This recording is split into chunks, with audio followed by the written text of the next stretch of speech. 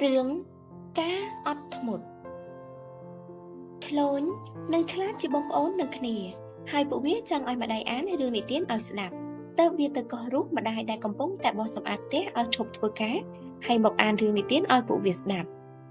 Niệm mai, con chồng đạp rừng đi tiên. Chlốn sạch sống nhóm có trong sạp đây chlát đi giấy bần tổ chăm mùi plét mai công bông bò sầm ạc tế tớ chi mà nú tớiแต่ trẻ ọt một vô tế cốn mà đáng đi dây tế cốn đòi xùm lên tốt phá lùn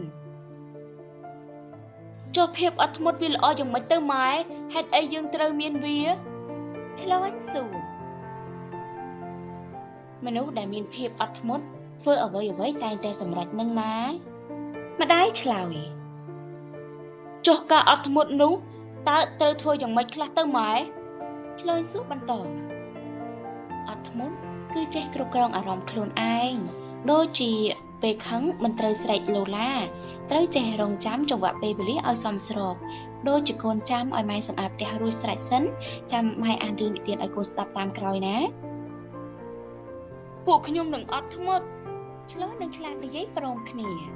បន្ទាប់ពីនោះកុមារទាំងពីរក៏នាំគ្នាទៅអង្គុយចាំម្ដាយនៅឯបន្ទប់ទទួលភ្ញៀវហើយជជែកគ្នាបន្តពីភាពអត់ធ្មត់ដែលម្ដាយបានប្រាប់ ការអត់ធ្មត់គឺជារឿងល្អដូច្នេះយើងត្រូវអត់ធ្មត់ឲ្យច្រើន ឆ្លើយនិយាយ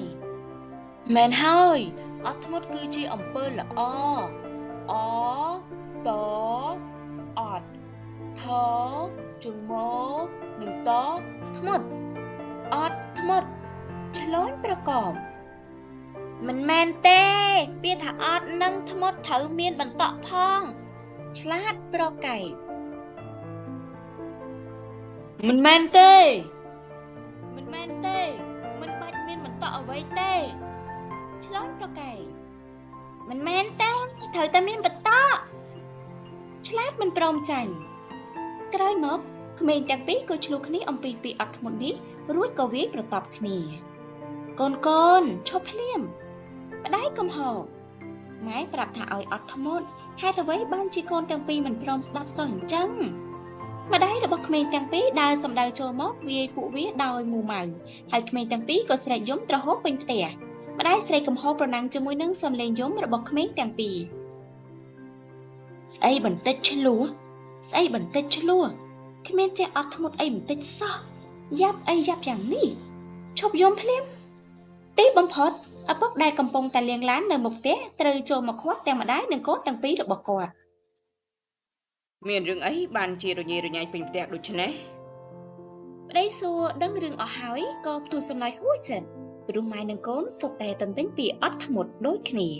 បន្ទាប់មកគេក៏ប្រាប់ប្រពន្ធឲ្យទៅបោសសម្អាតផ្ទះទៀតចុះឯខ្លួនឯងនៅនិទានរឿងឲ្យកូនទាំងពីរអ្នកស្ដាប់បន្ត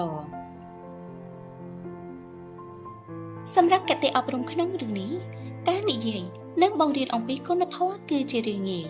តែការធ្វើទៅពិបាកហេតុនេះហើយទើបយើងតែងតែមើលឃើញថា